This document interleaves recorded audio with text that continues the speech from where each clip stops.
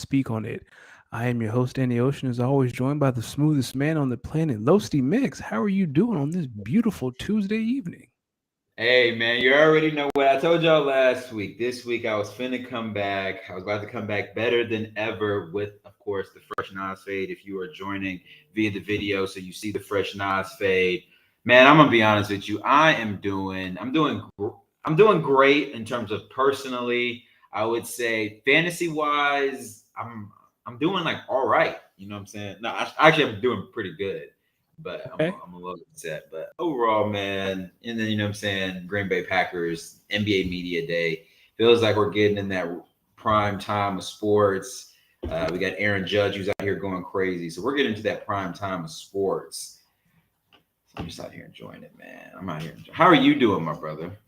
I am living the dream. It's been a good day. It's like you said, where basketball season's right around the corner, football season's going on, college football, we're in full swing, college basketball is right around the corner. So we're entering the time of the year, the best time of year on the sports calendar, if you ask me. What is probably okay? If late October, I mean, if late September to like mid to late October is prime Mhm. sports time. What is the second best? Is it Christmas? Is it November-ish? Is it Ooh, that's a good one. It's got to be Christmas, right? Because Christmas, like for me, I don't know about you. For me, there's something special about NBA basketball on Christmas Day. Like I don't know about like for me, pre-COVID when our family got together at my grandmother's house, we would all sit around the TV and watch the two, the four, and then usually the 6 o'clock game is kind of boring. And then I would go home, pull myself a drink, and watch the eight. that's usually because the eight was usually well, maybe in my most of my basketball fan, the eight is usually when the Lakers Yeah, would play, depending on who it is, and it's either the Lakers and or Braun. It's one yeah. of the two. Because usually 12 is like Knicks Sixers, and then you get like Gotta get them in there somewhere. yeah, then it's like Bucks Heat or something like that, and then the 4 o'clock game is usually, you know, Boston. yeah, it would be like Bucks Boston, and then the 4 o'clock game probably is like Dallas, something like when Dallas used to play on. They play on Christmas now, and then the eight, like you said, that game is Braun versus Golden State, and then the nightcap is like Suns Nuggets. So what I'm really intrigued to see this year, since we're on this conversation of the NBA on Christmas, is how and what the NBA plans to do this Christmas when they legitimately there's no competition. I mean, there's no other way around it. You're going one on one with the NFL. Like Oh, you're going one on one with the NFL. they're gonna lose. Well, I will say I that don't know if they're gonna. Will they though? Because this has been their day. So let's what see. I think they have to hope for if the NBA has to ensure, and I think they've already put out their Christmas slate games. They have to Yeah, hope that those teams that they have picked for Christmas all remain good, or at least a handful of them remain good, to where those games garner a lot of national interest because people will sit through two shitty football teams and watch it. yes, they Want to know how will. I know? Because Because I just had to sit through it last night. so here, I'll read you the slate of NBA games, and I'll read you the slate of NFL games. You tell me which one's more interesting. Sixers at Knicks. We talked about that. The Lakers are at Dallas. You got Denver at Phoenix, Memphis at Golden State, and then you have Milwaukee at Boston. Here are your NFL Christmas games.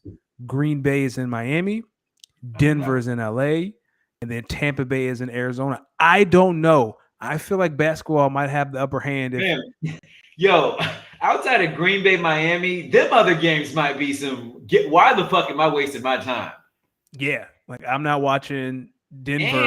And here's my thing on the Green Bay Miami game. You better hope both teams are good. Yeah. You gotta hope both teams are good because I believe that game is being I think it's being played in South Florida.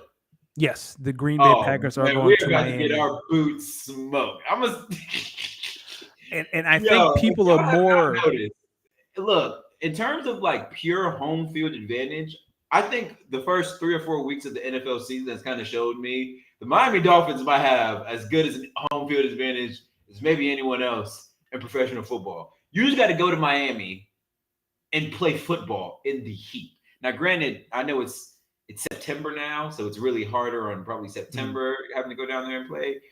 But fam, I've been to Miami in late in the year. It don't be cold. It's not cold there. Like it's not going to get cold there. They might have with them a little something.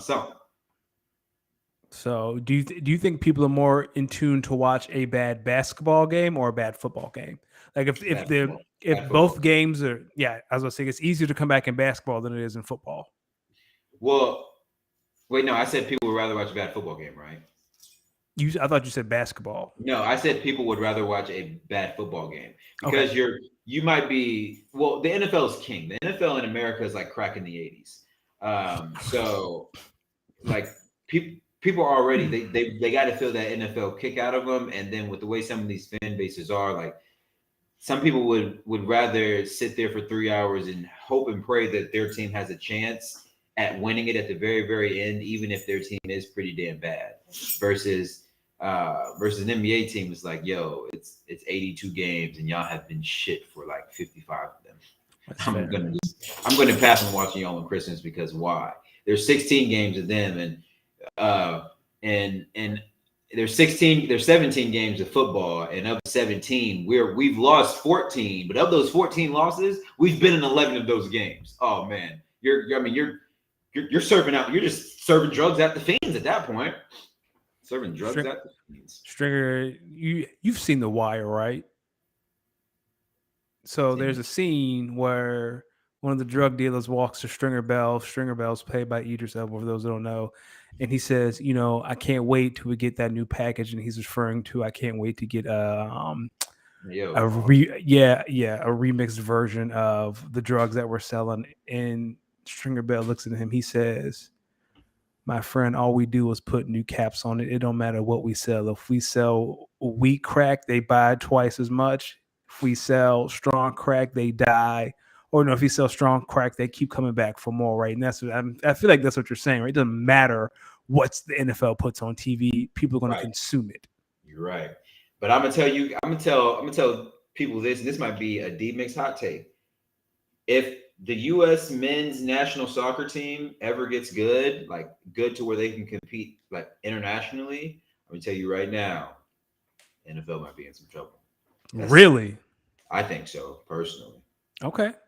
I think there's a growing market. You're talking about the biggest international sport in the world. If the U.S. became very, very good at it, you don't think they'd want to pump some. You know what I'm saying? Or maybe I shouldn't say the U.S. I'm gonna say this: the U.S. men's national team and Major League Soccer. Okay. I was about to say, people in America have shitted on the men's team for so long. It's going to take a long time. Yep. Like they're going to have to win the World Cup. And like if Major League Soccer gets good and the U.S. has a really good World Cup run. Yeah, then we could be talking, which is sad because the women's U.S. soccer team has been dominant for a very long time. And they're the cream of the crop in America. Let's do some housekeeping stuff. As always, this show is brought to you by GoingFor2.com. Head over to GoingFor2.com for all your daily fantasy needs. Football season is here. Waiver wires, anything you need for any kind of league, dynasty, redraft, best ball, whatever you need. Again, D and I are going to talk about fantasy a little bit later. With that being said, we also want to shout out Underdog Fantasy. Use promo code GF2 to get a deposit match up to $100. Again, go to underdogfantasy.com. Use the code GF2 for a deposit match up to $100. D, tonight we have a lot to talk about. We're talking about NFL Week 3. We're talking about college football. We're going to do our best to talk about the Ime Udoka and the Boston Celtics in a responsible manner. We're going to do our daily fantasy talk. We got some quick hitters. Let's start in the NFL as we usually do. We saw some incredible football this week. We saw a lot of mid-offs, a whole lot of mid-offs. So we had to watch it, but we still watched them. We saw previous playoff teams fall to 0-3. We saw the Dolphins and Bills battling in what might be the game of the year for 60 minutes. What are your biggest three takeaways from week? What are your biggest takeaways from week 3 that you want to speak on? Okay, a couple. I got a couple. Okay. Number one, the Denver Broncos should not be in prime time until they, 1, learn how to field an offense, and 2, learn game management, and 3, complete a game with less than 5 punts.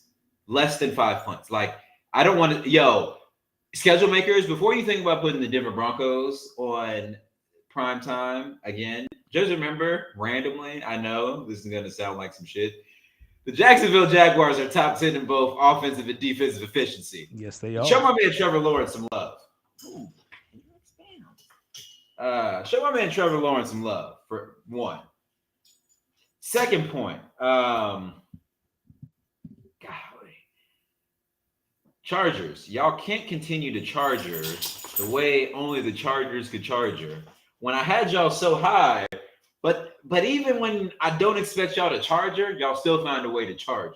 So I hope that makes sense.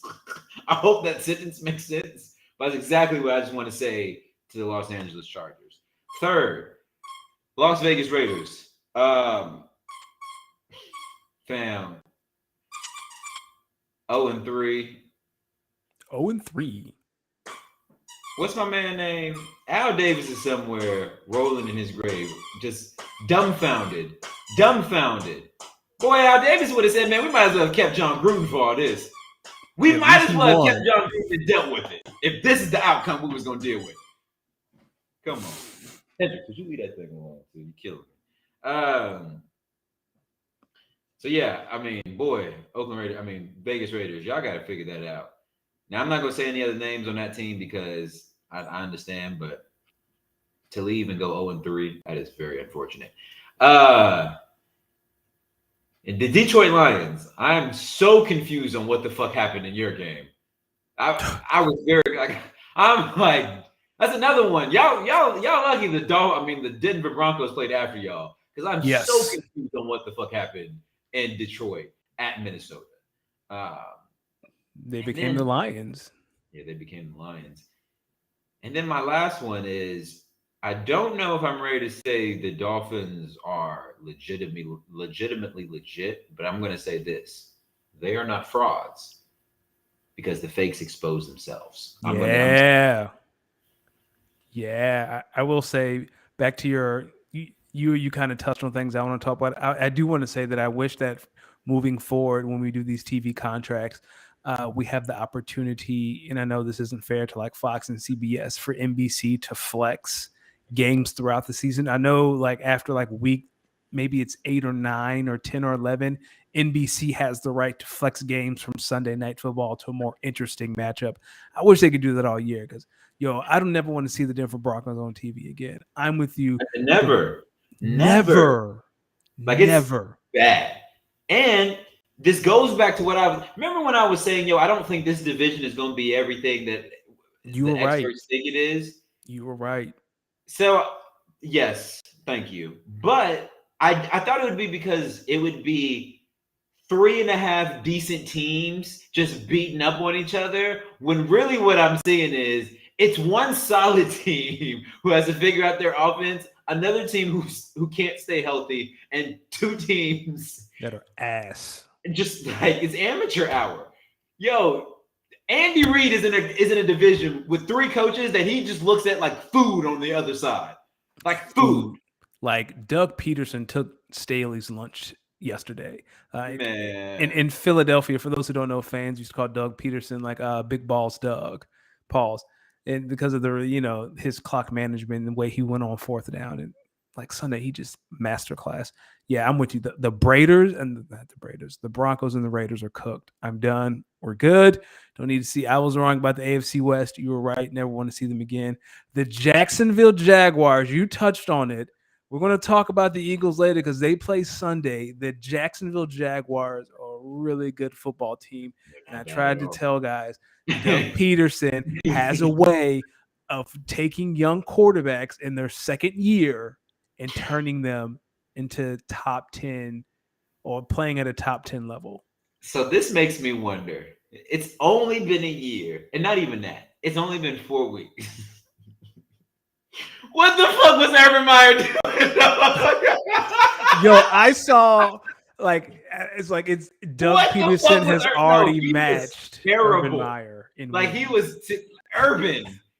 Like, Doug Peterson is not like moving mountains. So I I feel like Doug Peterson just came in and implemented his system with a little bit of like mad common sense and stability at the head coaching position. What the fuck was Urban Meyer doing, dog? Like, I mean, I know they made some acquisitions like Christian Kirk, and I know they made some defensive, but like, this has to be like 60 to 70% of the same team. What the fuck was Urban Meyer doing, man? Urban was getting them cheeks. Urban was in these Jacksonville streets getting cheeks. What dog. was Urban doing? And all Doug is doing is like, hey guys, let's run a mesh concept on 3rd and 5. We'll get a first down. He just brought stability and respectability at the head coaching position, and then implemented his offensive and defensive systems and schematics. Hey dog. Oh man. Oh, wow, they're playing zone. Let's run a curl route like that, like legit. Like Doug is like, hey, this is football 101. It's amazing. Like, and yo, because you remember, like Trevor Lawrence people was being compared to like Andrew Luck in terms of quarterback prospects. I don't want y'all to forget who this man was in both high school and in college. Yes. Urban, what was you do? Number 1 overall pick, Urban. What was? Oh man. That's the only thing Urban got right, and I feel like he didn't have a choice. Like I bet you Urban walked into that meeting and was like, "Yo, what if we took Justin Fields?" And Khan said, "Hey, dog, shut the fuck up. We taking Trevor Lawrence. That's it." You know, another thing from the NFL Week 3. I don't know what's going on with the NFC East. I don't know if it's because of like a weak schedule. I don't know if it's because like maybe after being so ass, some of these teams in this division are starting to turn around. But can we talk about that? Because I was going to leave the it alone NFC East tonight. might not be as bad as folks. The NFC is as bad as you think it is. Dog, I don't know what Cowboy fans are in these streets hooting and hollering about. Like, you won last night because oh boy has terrible clock. Like, I'm sorry. You almost lost the game because Mike McCarthy's terrible clock management. He almost gave the Giants the ball back with a chance to win, but it's Daniel Jones. Like, dog, that's Daniel Jones. And you only won by 7. So what you're saying is you legitimately think the Giants are a quarterback away, which I do too. No, I think the Giants are a lot away. Their offensive line is terrible. You know what? You know what's funny? Okay. Can I interject there? Yeah, go ahead. Every time, okay, how do I, because I saw this stat that said if you see a quarterback that sacks a lot, all of that cannot always fall on the offensive line. Correct. And so in the case of like I'm thinking of 2 teams in particular, the Giants and the Bengals, right? Yep. So I think when the quarterback is protected, whether it's his presence in the pocket or his line's ability to block, or a combination of both, we've seen what Joe Burrow can do. Yes. What I'm trying to say is, yo, at a certain point, dog, we've seen what Daniel Jones could do with half a line, with a full line, and with no line. There's only so many wide receivers they can keep taking in the first round. There's only so many offensive linemen they can keep taking in the first round. There's only so many defensive linemen they can keep trying to build around defense to help get you more opportunities. At what point do the Giants and Brian Daboll have to look and be like, yo, we have Saquon Barkley, who is starting to look a lot like his self from a couple years ago. We have a offensive line that's probably serviceable. We could probably use a little bit of beefing, a little bit of development, but we got an offensive line that's serviceable. And I mean, we keep taking these wide receivers, and we have good wide receivers. Now I know Sterling Shepard just got hurt, so maybe you might have to start thinking about, unfortunately, drafting another one. But they keep bringing in offensive talent, and they can't figure out what the fuck they want to do with Kadarius Toney. So what I'm trying to say is, I think at some point the Giants have to look in the mirror and say, yo, he's not it. And this is a results-based business. He's got to go. Well, I think so, because they didn't extend him. They didn't pick up his 5th-year option. Like, this is it for Daniel Jones. Mm-hmm. And I mean, I have nothing. Like, he's terrible. Like, I don't understand the Cowboy celebration. Like, you didn't dominate the Giants. You won by 7. I mean, a win is a win. Like, that's not a win is a win. One. Cooper Rush is your quarterback right now, so you do what you can. But I don't know, man. I don't think the defense is as good as people think it is. I will say the Cowboys, they're a good football team. So I want to give them credit there. I heard Marcus Spears kind of speak on it earlier today. When it comes to winning on an NFL Sunday or Monday or Thursday, it is hard. Yes. It is hard because anybody can come in your house and just randomly kick your ass. Right. Please ask the Los Angeles Chargers, who this is 2 years in a row, somebody from the AFC South has came in and played them and just straight up kicked their ass for 60 minutes. So they got some things they need to reevaluate there. Anyway, it's an any given Sunday league. So I want to give the Cowboys a little bit of credit. Whether the New York Giants have been playing decent football, decent winning football. They were finding a way to win games. The Cowboys were down a quarterback.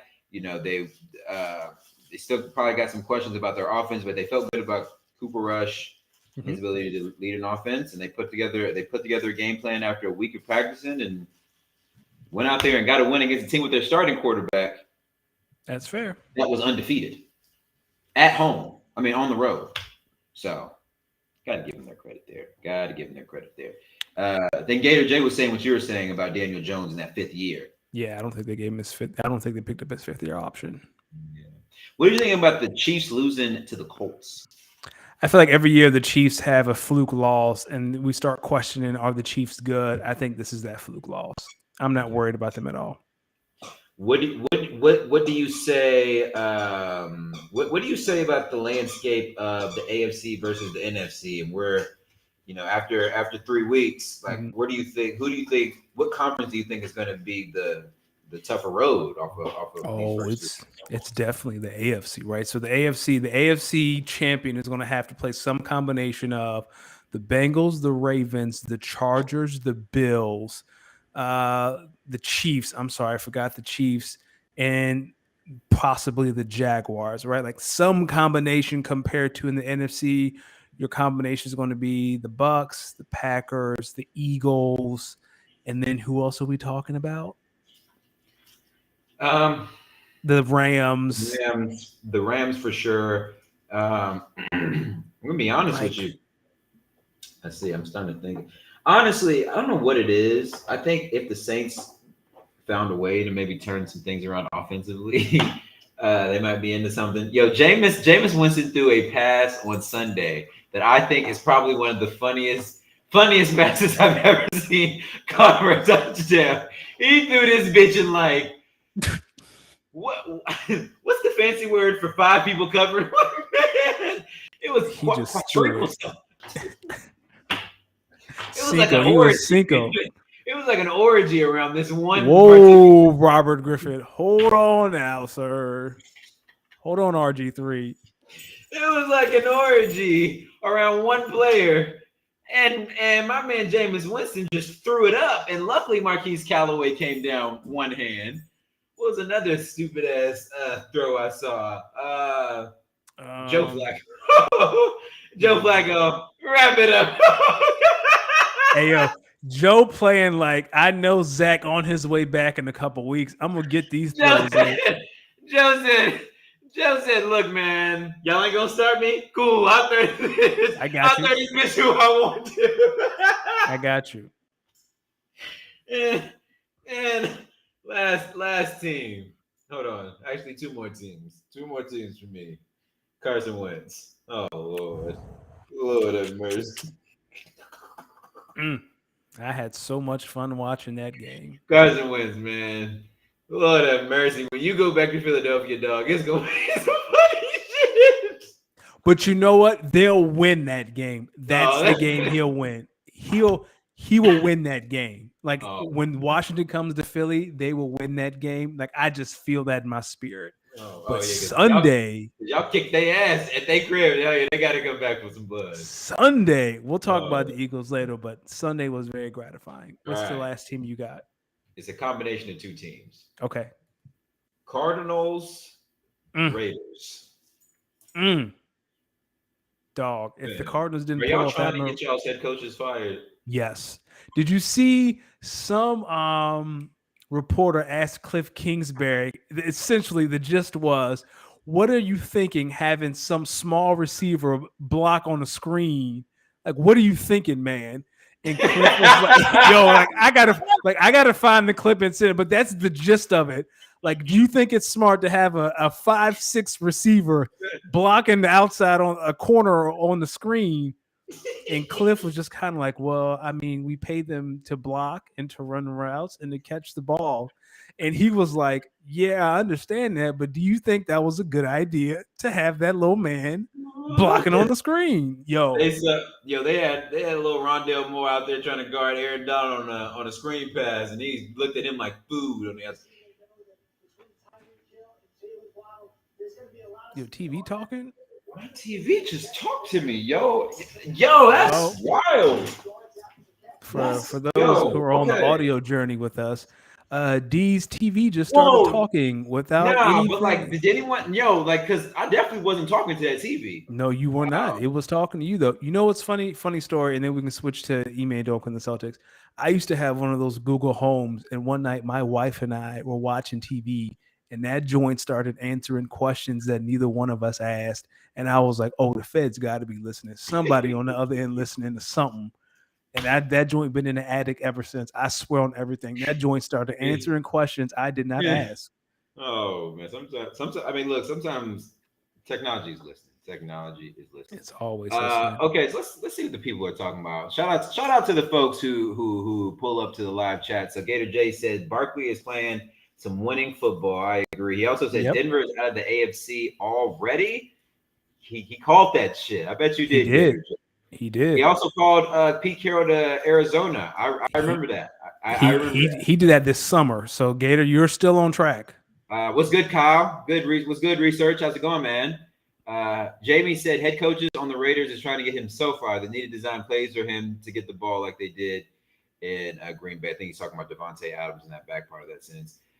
Yeah, I agree. They probably do, but I was also reading somewhere that Devontae Adams, like his target share is already incredible over there. So what they really need to do is try to figure out how to scheme other guys open while also making sure they target Devontae Adams. Something that we did in Green Bay, but it's okay.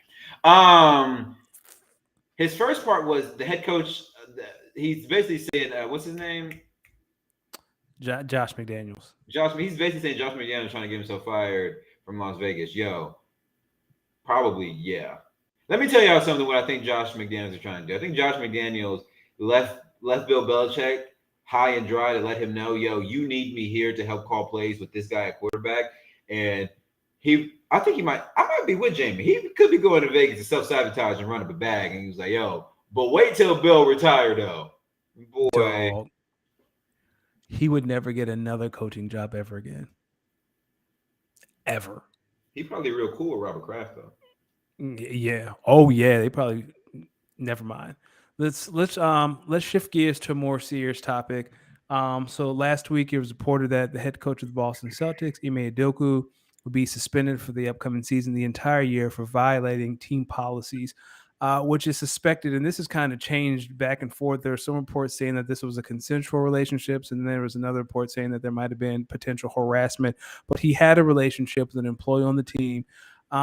D, there are a lot of things that are still up in the air. There are details we do not know, but this suspension is definitely one thing we do know that it's final. What are your thoughts on the situation, and what are your thoughts on the suspension? Whew. Okay. Let's start with the suspension. Yes. I'm gonna start with the suspension. I've been thinking about this a lot because part of me. Let me first start by saying this has nothing to do with the NBA. This is the Boston Celtics who came to this decision. So when people ask why him and Robert Sarver at the same time, it's because the NBA came to that decision. The Boston Celtics came to this decision. Yes. Two different entities. The NBA, the National Basketball Association, I'm gonna let everyone know right now, they did not care. They have nothing to do with this. They did not care at all. When I think of the punishment, I think a part of me think it's, and without all the details, it's a smidge. It's a year a little strong, dog. Yeah. A year was a little strong, which I think what tells me, because I think at this point we all kind of know what he was, he was having a consensual relationship. So they say. So it's reported. How do I say this? So I think it was reported somewhere that this investigation had started a few months ago. Yes, So like back in July. July. So I think there's an outside entity that brought this to the Celtics, which I believe was a husband or somebody in the organization, whoever the husband of the woman Ime was in a relationship with. I think he brought this to the Celtics organization, but I think he brought this to the Celtics organization in a way that was like, "Yo, I want him fired immediately. Mm-hmm. Two, I want X amount of dollars, or I'm going to go public with this. If you don't fire him, right?" And I think it got to a point where the Boston Celtics, because you know what I'm saying, ain't no hoe, ain't no hoe owning the Boston Celtics. You know what I'm saying? You ain't gonna strong arm a sports franchise owner because you know these are billionaires, and billionaires don't take too kindly to being rolled over, especially when it's a little bit of cheating, stuff like that. It's not enough for them to pay that much hush money, which I think is the case here. I think there was some hush money that was demanded, and the Celtics were like, "No, we will handle this ourselves and put all these details out." And so I say all that to say, if you notice the pattern of like how details have just trickled out because they want to make sure some things are known, which have also made some things conflicting. Starting by the fact that it was consensual, they wanted to make sure it was known from that standpoint, right? Yes. Now they're saying there's some harassment, which now I'm questionable about, but for the most part, there was a report that it was consensual. And I'm gonna go off Woj, who knows, said it was consensual. Then I was noticing how they were saying they were investigating, and then they probably gave him the long suspension just to let it be known that this behavior won't be tolerated. Mm-hmm. And I think they want to put out they put out that statement of we're going to revisit his contract situation after the fact because I think they want to let the world think that there's a chance that he may not be coming back to let it die down for them to come back and probably think about like they'll probably punish him like I think they mentioned maybe like salary decrease or something like that. Like they'll find something, but part of me really thinks they wanted to get in front of this so like they can help control the narrative and not get to a point where like this other entity puts out all these details. Now it's like a fire drill that you're just trying to put things out. So you spend them for the year. Although part of me, so I think at first I was like, "There's no way Ime is going to ever coach for the Celtics again. Like that's it. It's a wrap." And now I'm like, actually, Really? I kind of think he will. Okay. I kind of think he will because what happened, I think they brought him in. They were probably like, "Look, dog. Truth be told, most of us in here don't really care. Like it's your business. You do what you like." They were probably like, "We don't support what you're doing. At the end of the day, you grown. If y'all want to be doing what you want to do, that's cool. But if we let this story get out, it's bad. And it's really bad. And it's really, really bad. And we can't put something like this above the overall brand and above the overall team." So I bet you they were probably like, "Listen, we are going to suspend you for a year and we are going to make this to the public a lot more harsher than it is. And then after this year, or midway through this year, we can revisit this situation. And if everything's still good, we should be able to make amends here." And I bet you Ime was probably like, I bet he was like, "Yo, this is some bullshit. Like we're being extorted, but PR games." For me, it's again, we don't know a lot, but there are a couple of different compartments to this. The first one is how the story has been handled in regards to the Celtics leaking this. I remember I read one day, like a long time ago, I was like, if you read Woj's tweet, you can kind of figure out that Woj's sources are teams and Sham's sources are agents and players. And when Woj broke the story, it read just like the Boston Celtics had wrote it. Hey, this is the tweet, copy, paste, send it. I think in the world where journalists try to be first instead of right lead to stories like this that cause a lot of confusion. Because like you said, was it consensual, or was there, was this woman harassed? Were there power dynamics that we don't know about that caused this relationship to keep going? Like, we don't know the details. So I don't want to speak too much on that. I will say for Ime, I think all we know is that Ime had in a relationship with someone on the staff that was so egregious that the Boston Celtics decided to do something that has never been done before and give him a year-long suspension that he did not push back on, right? Usually when something like this happens. Or was it the act was so egregious, or the person in which act was committed with was so high ranking, or was in relation to someone that was high ranking enough where it was a conflict of interest? I think it's a mixture of both. Like, yo, Ime, you the head coach and you fresh up for taking us to the finals, but we can't have you clapping our VP's wife, dog. Allegedly. Because we don't know the victim yet. Because we don't know who this woman is yet. We can't have you out here clamping the VP's wife, because it's like, yo, dog, like, you have a very beautiful wife. Like, a very beautiful wife. Cheating is not about looks, it's about access. Yes, and I get it. I mean, you're talking about people who have access to people like all throughout, we're talking, yeah, I get what you're saying. But yeah, I just you can't shit where you live, brother. To me, there's something about him not pushing back, right? Because when something like this happens, usually the union steps in and is like, no, you can't do this. Like, we have heard no pushback. Ime said, yup, I'm going to take this suspension. I'm going to go off in the corner and I'm going to, Has he put out a statement? Yeah, he did. He put out, like, as soon as it was announced, Ime was like, yup, I'm going to, like, there's no pushback at all. I think I think Kyle mentioned earlier, like, there's something to the story that we're not missing. And whatever that other shoe is, if the public ever finds out, he will never coach the Celtics again. If we don't find out, I think that's what this year is about. I don't think he's going to coach the Celtics again, because if it's something on the border, like if it's something in the realm of harassment, you can't bring him back into this environment if that woman is still there, even if she's not there, because again, like, you can't let a predator back into, not to call him a predator, but you can't let the harasser, if that's what this is, back into the environment where someone was harassed, right? Like, that's just negligence of the highest form. So I think he's done in Boston. Like, I think there's another shoe to drop that will drop eventually, because they can't hide it forever. I think that's where that's what it is for me. Like, until this, whatever this information, if we ever find out, because we may never find out. I think we will. I think that's what I think it is. I think, to your point, because he didn't really fight it. To be honest with you, the team looks like they're taking a conceited effort to really try to keep as much of this in-house as they can, which kind of lets me know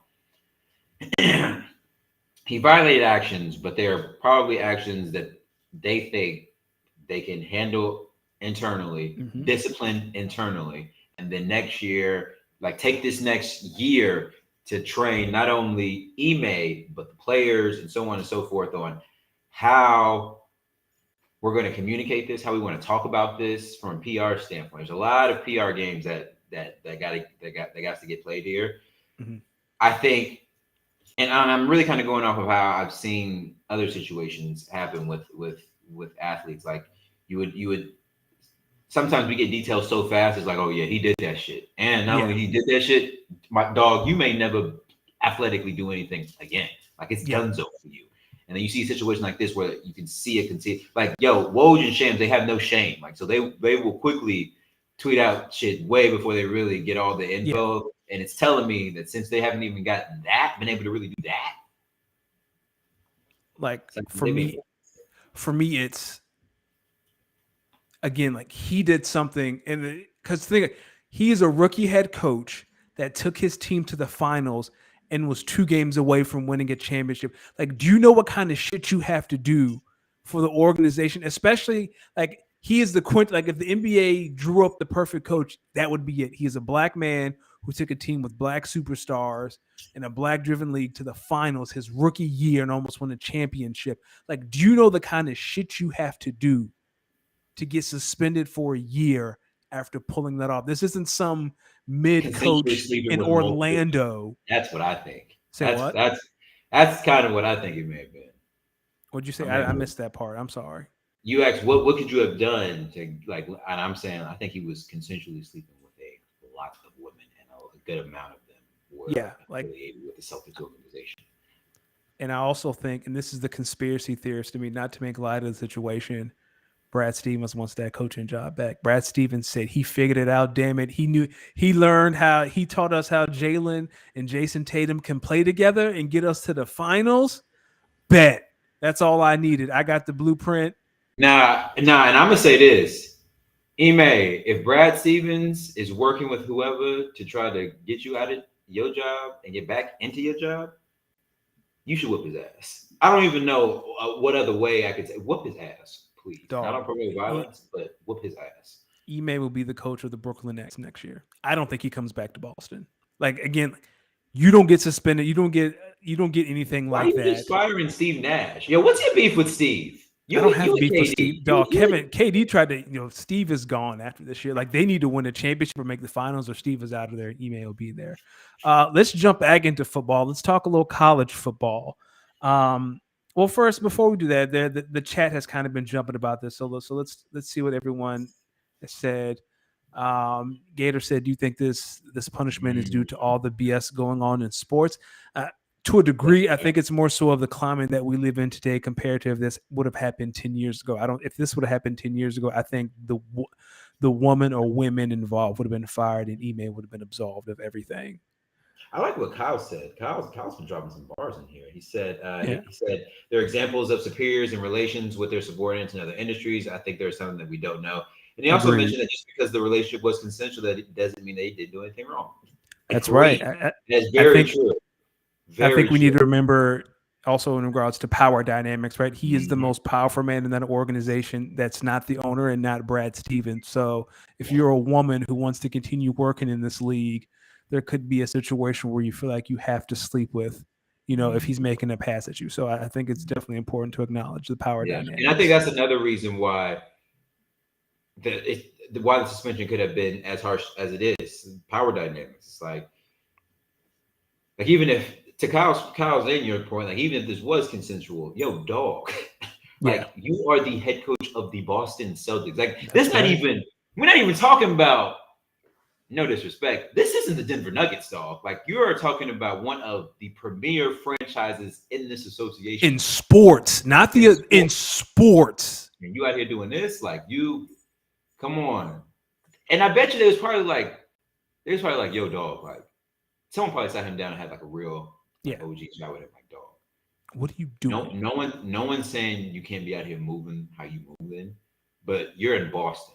You could literally find a woman, like find women who will do this and keep this so under wraps that like it'll like, why are you doing this here? I know someone had that conversation with him. Like, why are you doing this here? Like, you're like, you can do this anywhere else. Why do it here? And I think that's what it really. Let's get to college football. All right. So, anything from this week you want to talk about? I know there's a line in here about Georgia Tech firing their head coach and the athletic director. D, the floor is yours. What about college football this week? And did you notice? I want to start with Georgia Tech. Just when I thought there was a team in the ACC who couldn't have been more down than Virginia Tech, here comes Georgia Tech saying, "Hey, hold my fucking beer. Let's just start firing folks after week 3, week 4." Dear God, like Scott Frost, very deservedly so. You just can't keep doing that. But Georgia Tech, come on, man, what are we doing? Other than that, this week also showed me. I'm gonna keep reiterating this. Yo, there are some teams. Fam, when this 12-team playoff come along, I'm telling you right now, your fan base is going to be very upset when y'all get y'all's asses kicked. I want to shout out Kansas State. Did it Oklahoma. again. I don't know what's going on, but I don't think I'm going to be hearing you guys in the college football playoff. How long has Martinez been playing football? I feel like he was in Nebraska for 17 years. No, Martinez Yeah. been in Nebraska since I was in high school, and now he at K-State. How many years of eligibility does this boy have? Now, I think that's a different guy. I think him and the other guy aren't related. So the K-State, the quarterback Martinez, he did transfer from Nebraska. That's the same dude. He been playing college football since I was in high school. I feel like he been at Nebraska. Those guys, those I don't understand those type of guys. Okay, well I did not know that. Okay. Who else had a pretty big win? Tennessee, another one. I got one for you. Tennessee played Florida, right? They beat Florida. See, Gator tried to tell us. Gator said, leave Florida alone. Yes, Tennessee played Florida on Saturday. I'm sorry, Gator. I was trying to avoid it. It is really about Florida. Florida's a good team. I think they just got to figure out the best sort of offense for Anthony Richardson to really allow his playmaking skills to come out. I think they're going to be a good team in about the next year or two. I want to talk about Tennessee. Go for it. Justin Fuente, you dirty fucking dog. Oh, is he the coach at Tennessee? No, you dirty son of a bitch, Justin Fuente. You had Hendon Hooker on your roster at Virginia Tech and willingly started Braxton Burmeister at quarterback. Hendon Hooker is about to be playing not only on Sundays, but he's going to be playing on Sundays. And Justin Fuente really tried to tell us that Braxton Burmeister was the better quarterback. Justin Fuente, whatever fucking couch you're sitting on, wishing and fucking dreaming that you could be coaching some football right now, please continue to watch all of Tennessee's games to consistently remind yourself how you just fucked up. Shout out to Tennessee because that was a good one too. That was a good team. Last one too, and this is more of a shout out to a player, but I'll give some shout out to the team. Shout out to the Clemson Tigers. I think you guys are starting to figure it out. DJU, you are starting to figure it out, young man. I gave you. I was hard on you. Pause before when you were still trying to figure it out, but I see it now. He's starting to figure it out. He has started to figure it out. That team could be. Hey, Clemson is really. I mean, Clemson is the best hope for the ACC. Well, Clemson or NC State are the best hope for the ACC to make college football playoff. Don't forget Syracuse. Syracuse 3-0. Who would have thought? Undefeated. I'll tell you what. Wake Forest ain't crazy bad either. No, they're not. I thought there was a moment I was like, yo, they're going to beat Clemson. They're like, I was like, yo, that's it. Clemson is done. Well, no, they've already played, and there's no way for Wake Forest and Clemson to play again. So it kind of is what it is. That might be. Well, Clemson has a few tough games. Saturday, I was like, yo, Wake Forest might pull this off. But if Wake Forest, the only way Clemson, no, the only way Wake makes. And Florida State as well. The only way Wake makes the ACC championship game is if Clemson loses 2 more games than they do overall. Yeah. So, and if that happens, then I don't think the ACC gets into the college football playoff. Nope. Also, get Miami out the ACC. You're done. Middle Tennessee, right? Yep. Get Miami out of here. You're done. We're good here. What did I tell y'all about schools that are 3-stripe schools? What did I tell you? No, you can't say that because Kansas won. Oh, yeah, that was why'd you take it? I was going to say, shout out Kansas, put them in the top 25. They're 3-0. I'm talking about contenders. I'm talking about schools that are supposed to be good. What did I tell you about 3-stripe schools with expectations? I think a certain swoosh company may put the call in. Say, yo, they 3 stripes, get them out of here. Get them out. Yeah, Gator, put Miami back in the Big East because they damn sure don't deserve to be in the ACC. They fucking stink. Trash bags. Ugh. And the funny thing is, they're going to play Virginia Tech, and they're going to smoke Tech. They're going to smoke Tech, and I'm going to have to say, I don't understand how we lose to Miami, and Miami plays everyone else terrible, but whatever. When do you guys play Miami? Usually sometime in mid-October or early November. Usually during that time. Kyle said Adrian Martinez first year in Nebraska was 2018. Kyle, I do not believe that. Subtract 10. I believe his first year was 2008. Wow. Okay, so that makes sense. I feel like he has been the quarterback in Nebraska for like 15 years, and I don't And know I why. think something about it is like you have to compete in a certain number of like you could still play and be considered like a redshirt for that season, depending on like how many percentages of like, snaps you played or something like that. So Did you hear about the guy who's playing? I think it's D2 or D3. He's 49 in like North Dakota playing college football, and they were like, "Why are you doing this?" He was like, is "Well, he yeah." He was like, "I went to like I decided to go back to school later in life, and I had eligibility to play football, so I decided to do it." Yeah, I mean, you saw how when LeBron tweeted that out, that statement out about college eligibility, someone the AD from Ohio State kind of answered him, kind of broke it down like it's as long as you haven't played that sport professionally, you can go back and do whatever you want to do. That's crazy. Uh, Let's get to our quick hitters. NFL, the Pro so, Bowl has been replaced with a skills challenge and a flag football game. What do you think? yo, I cannot wait for me and a bunch of other millions of dummies to gamble money on professional athletes playing fucking flag football. But hey, guys, just do it responsibly and use the promo code G for two, GF2, and underdog when you do it. That's a great plug. That might be the best plug in the history of this show. Oh man, we can lose money together with underdog. Let's stay in football. Packers beat the Bucks in week 3. Brady fumbles, not fumbles, delay a game on the 2-point conversion, doesn't convert. Packers escape with the win. What are your state of the Packers in week 3? You know, some days you just wake up and you feel better because a statement that you said, someone else might see it. And I woke up Sunday morning and I said, well, Aaron Rodgers is better than Tom Brady. And I just think that's why he's going to beat him. Okay. That's spicy. That game, that game was ugly. Yes. Outside of the first quarter, that game was ugly. But you know what? What did we say at the top of the show? What is hard to do every Sunday, Monday, and Thursday in the National Football League? Win. I will take it. Yep. Because at a certain point, dog, it's like, all right, it's 5 minutes left in the fourth. Like, it's clear we're not going to score another touchdown. We may not score another point here. Defense, I'm right here with you. Let's ride. Let's get a stop. If this is what we got to do, let's just get a stop. And I want to shout out Brady. Yo, man, you're never out of a game when you have Tom Brady at quarterback. But at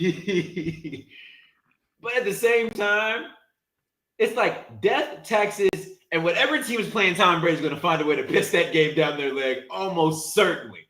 Like It is, no matter who it is, if they're playing against Tom Brady, at some point in the game, they're going to find a way to try and piss that game down that leg. Yes. That was not a fun game. Shout out to the Packers. We won. And this is big because if we finish with the same record as the Bucks, we could tiebreaker over them. Yep. So, you know what I'm saying? If we got to make Bucks got to come to Lambeau for an NFC Championship game, then it's up and it's stuck. Just make sure this time we actually guard somebody to end the half. Shit.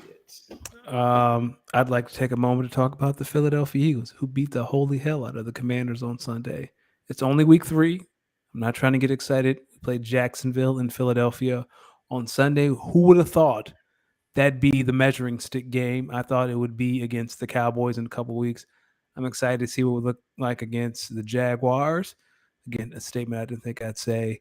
A win is a win. I'm sad they didn't pitch a shutout because they were pitching a shutout until the safety. Then defense pitched a shutout, and they just played cover 2 shell. And they scored. It doesn't matter. They won. Very excited. Jalen Hurts and Lamar Jackson are in the MVP conversation. But again, it's only week 3. I'm not going to talk shit. We're just going to chill. Quarterbacks out here. Yeah, we're just going to chill. We're going to come back. Let me see next week. Like, if we demolish Jacksonville, I'm going to come in here talking a little greasy. Okay. I'm going to talk a little greasy. Okay. I would say before you talk greasy, just make sure you got to rack up at least 1 or 2 wins against like previous playoff teams from last year. I don't think we play a playoff team until Dallas. I really don't. I know we have a really. Oh no! So it's the Jaguars, and then we go to Arizona to play the Cardinals, and then the Cowboys. Okay. I think you guys might see. You You'll have some challenges coming up. Yeah, I'm looking forward to what we look like against Kyler Murray.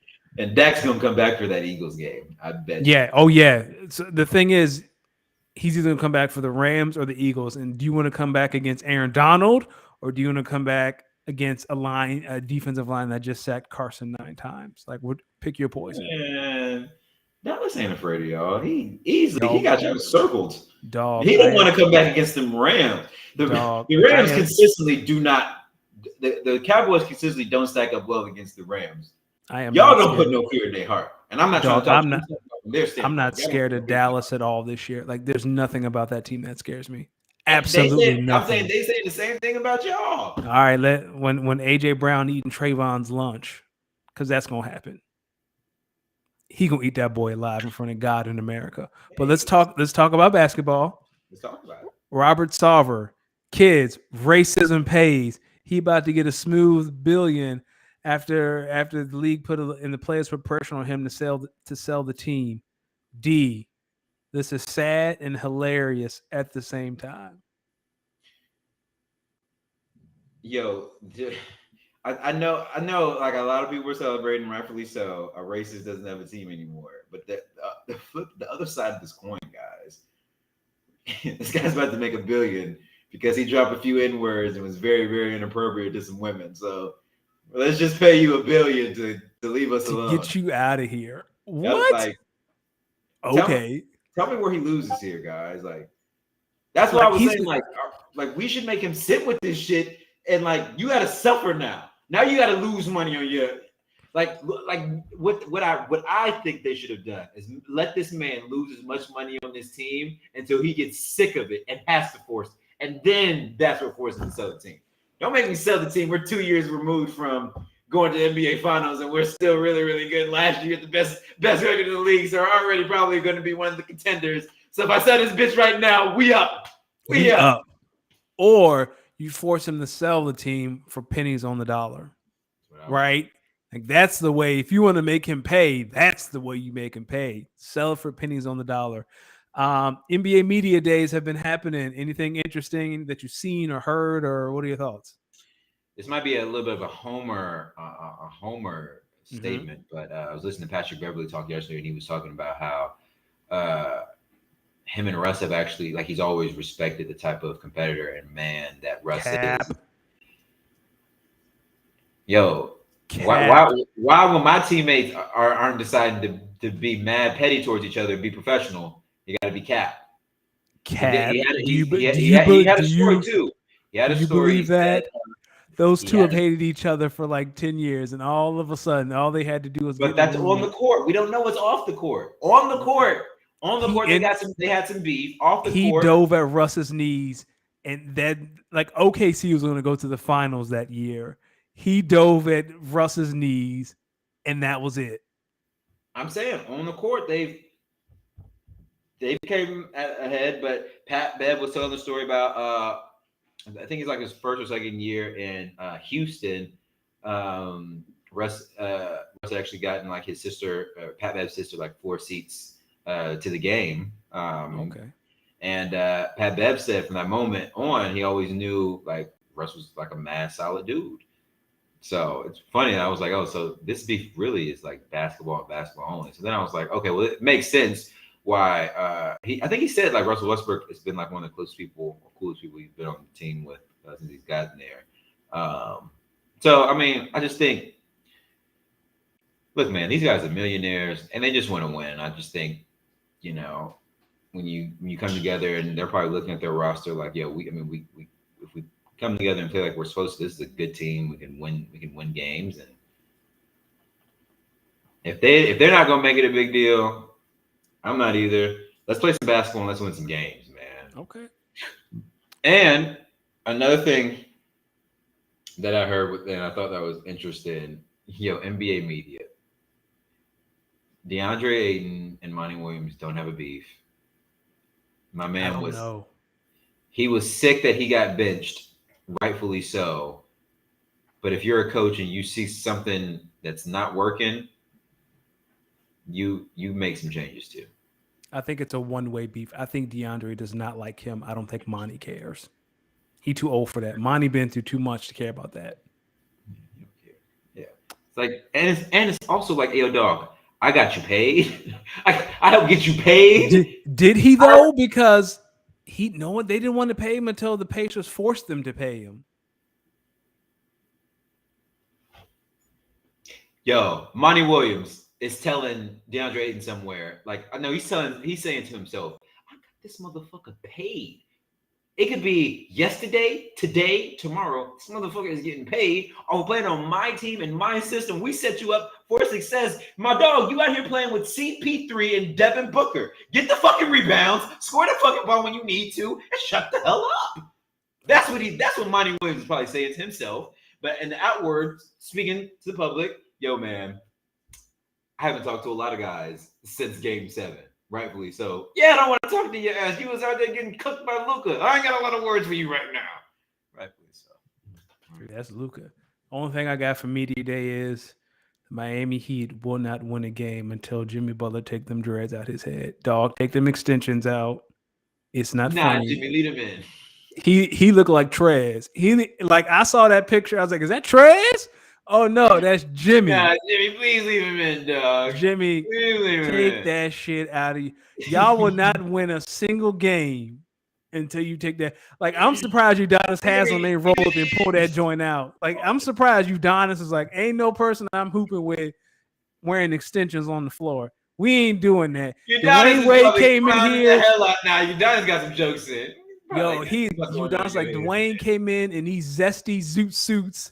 And that was cool because he was the best player on the team and he's won rings. But Jimmy, I ain't playing with no dude with extensions. Jimmy down there, Jimmy down there in South Beach with them dreads, letting it flow and letting it hang. Oh my goodness. Jimmy, take them joints out. No. Let's switch to CJ McCollum got his extension shout out, but let's talk about someone who's gotten a lot of press the past couple of days, and that's Zion. Zion looks fit. He looks slim. He said he's ready for the season. Is this the year? Like, is this the year when Duke Zion comes to the NBA and he's in the MVP conversation? What do you think, Hendricks? I'm gonna be honest with you. I think this is the year that Zion makes an MVP case. I don't mean he wins it. I mean he makes I think he makes an argument, like a top 3 or 4 player MVP race candidate argument this year. I think he's going to have a really good season. He looks really good, pause. He looks like he's healthy, a little slim. I think he's tired of hearing what he's been hearing. I think he's ready to prove to not only himself, but to the league and his support system and his teammates he can be who he needs him to be. And I think when you look at this team with Brandon Ingram, with Zion, with CJ McCollum, and they got Herb Jones. They got some pieces on this team that they could win some games. So hey, Zion, if you healthy and you about it and you locked in, I'm rooting for you, my brother. I'm rooting for you. I'm with you. I think Zion is in the MVP discussion because he's healthy and he plays great. Like you said, he has a great cast around him so the Pelicans can win some games. You want to talk about fantasy real quick? Oh, man. Where are we starting? Are we starting at – no, let's start with the Dynasty League. Start with the Dynasty League. All right. I'll start with the Dynasty League. So as you guys know, and of course some of the guys, the fellas in the chat know, we just finished up week 3 in our Dynasty League, 10-team PPR league. Danny, I'm just looking at the weekly sleeper report. I mean, right now it's saying the best team of the week was yours truly, leading the league this week in scoring with 186 points this week. It said Bam had the worst team with only 126 points scored. Shout out to Bam. I want to shout out Lamar Jackson, Derrick Henry, Devontae Smith, and Mark Andrews, who were the highest players of their respective categories this week. And I had 3 of the 4. So,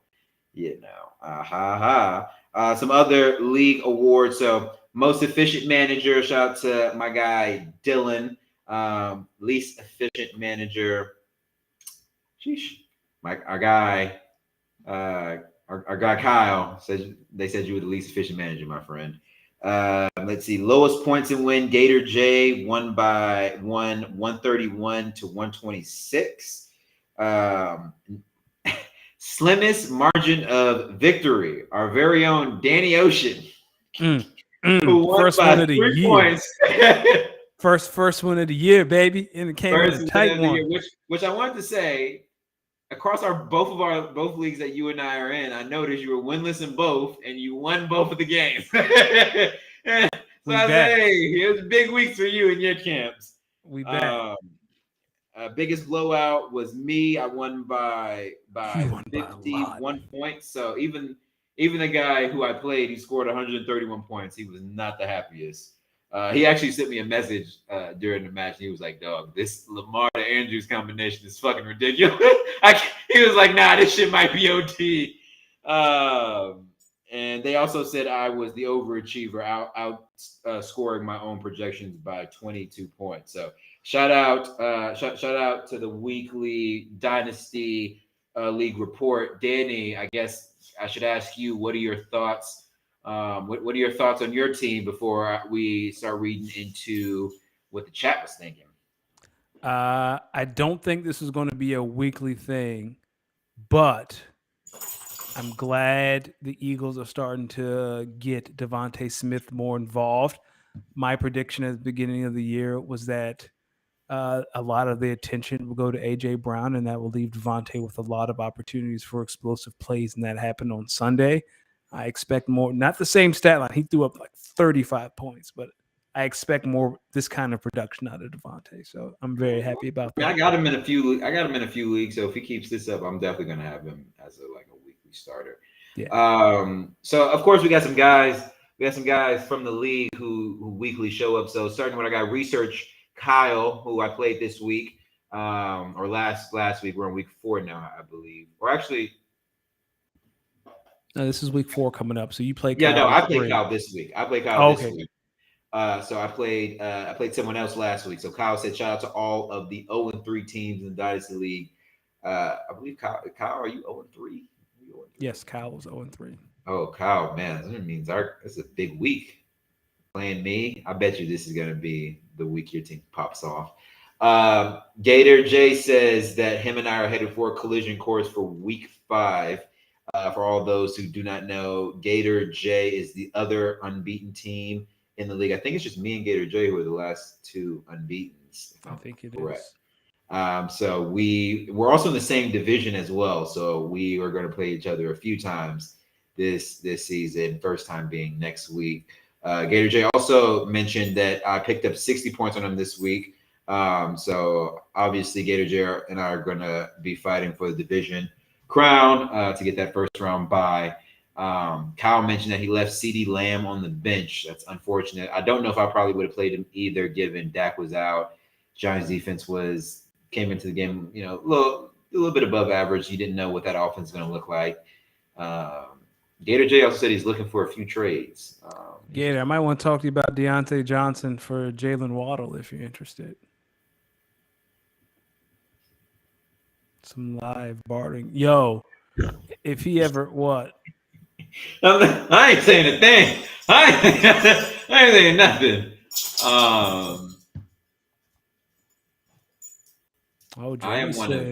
Jamie said he's one of the 214 players still undefeated in SFB 12. Lord. So that's the Scott Fish Bowl. Okay. How does that work?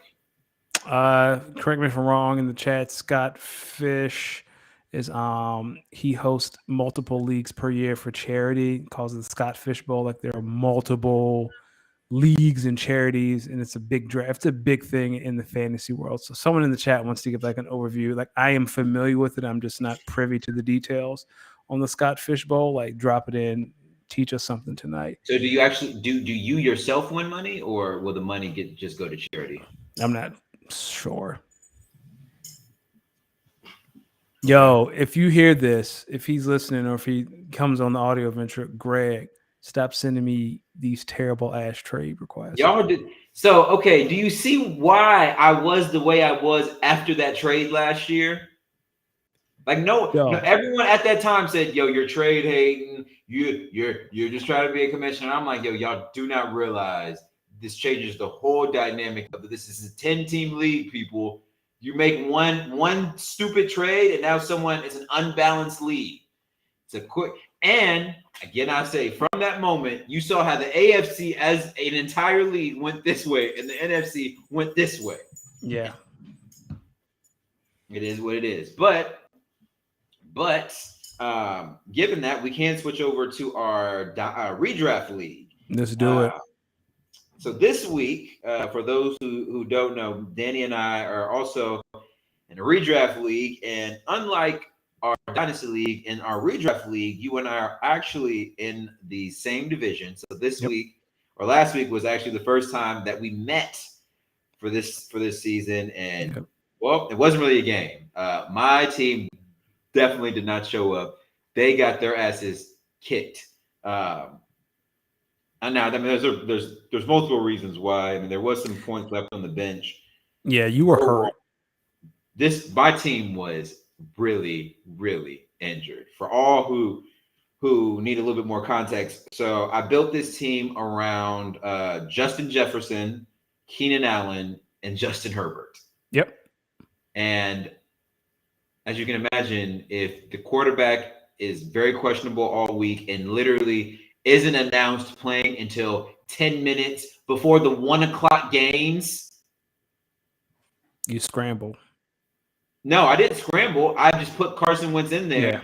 Yeah. And with 10 minutes left, I'm like, well, there's no way I was like, I'm not going to, if the report came this late, I'm just not going to trust it. I'm just going to go with Carson Wentz and just hope that he just has a game against the Eagles. Not the case. Keenan Allen was already injured as well. So I'm like, all right, so we're going to have a guy out here with bad ribs without his starting wide receiver. I might just stay away from Justin Herbert in general. And I mean, not like he had 12 points. So it's not like that really would have helped me. Really wouldn't have helped me. Overall, my team just really didn't perform well. And I think it was a blessing and a curse because a lot of teams in this league end up like you and the other winless team in our redraft league won. So now we have, like I mentioned in the commissioner's report, we have 6 teams in this league that are 1 and 2, and the difference between like the 5th or 6th seed or the 6th seed and 6, 7, 8, 9, 10. The difference between the 5th and the 6th seed is like 20 something points. Yeah, it's something points. And y'all fucked up by giving me the first waiver wire pick because my roster is actually good when healthy. So now I'm about to get Jamal Williams for free, and DeAndre Swift is hurt. So, and Greg has him. I realized that after I sent that message. Greg has him. So the price of the brick has gone up now. DeAndre Swift is available. I want everyone to know. Not DeAndre Swift. Jamal Williams is available. When I get him, he is available. But the price of the brick has gone up. It's going to cost at least a 3rd or 2nd round pick because he is atop of the NFL in touchdowns. You won't be getting that from me. I'm good over here. Back to Scott Fishbowl. So we got some clarity. Scott Fishbowl's 250 different 12-team leagues, all under the Scott Fishbowl umbrella. There is no entry fee. Everyone is encouraged to donate to Fantasy Cares. And then this year, Scott Fishbowl has over 3,000 players from fans to analysts. And I know these are like famous people. These aren't just like, everyone's a part. These are like people who cover the NFL. I know that much. Like it has quite the following. Okay. Okay. So I guess it's based off of points. Okay. All right. That's cool. That's really cool. That's really, really cool. The last thing, you bum ass motherfuckers didn't leave us any emails or nothing to talk about this week. It's okay because I came with a question that I wanted to speak on. Okay. As a speak on it, as a speak to us segment, since no one wanted to send speak on it pod14@gmail any emails. It's okay because I had something that I wanted us to, or myself, to speak on, and that is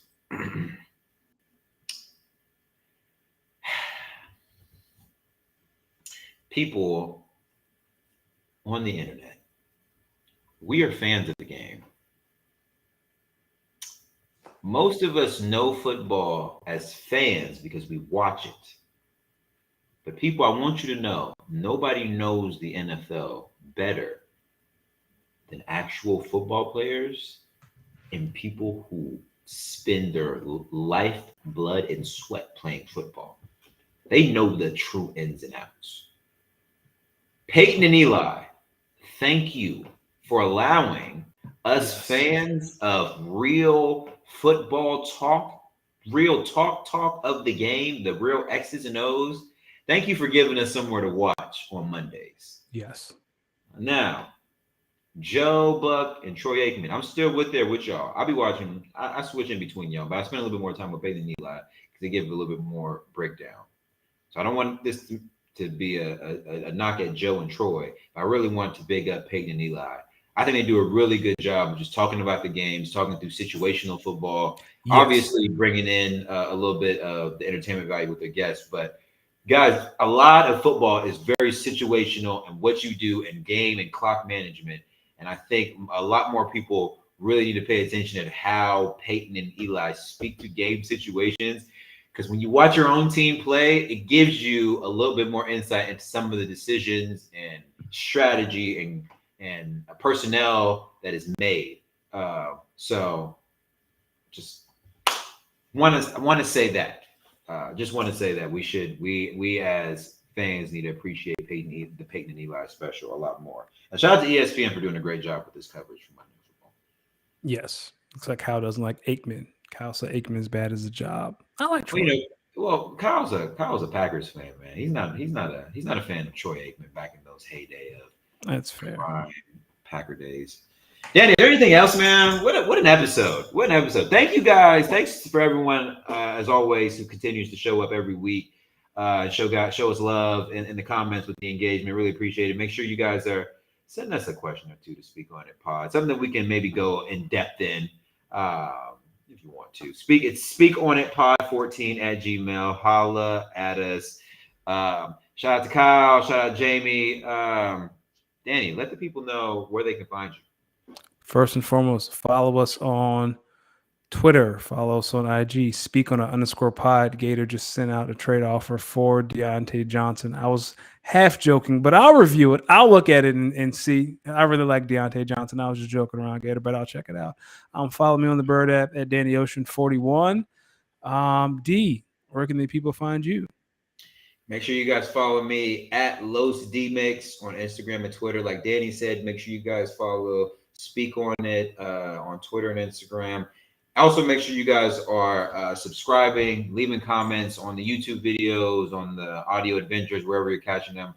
We love it. We really appreciate it. Shout out to the Going for Two network as always. Shout out Underdog Sports. Danny, if there's nothing else, get us a little something. Yeah, what are we listening to as we rat out? Yo, I'm going to be honest with you. Now, this song I'm about to play. Okay. Don't clown me for this. Don't clown me for this. But this song is kind of fire, and it's really for the ladies. Okay. But this song kind of fire. This one is Tomorrow 2 by Glorilla and Cardi B. Okay. Yeah, turn that up. But this song kind of go.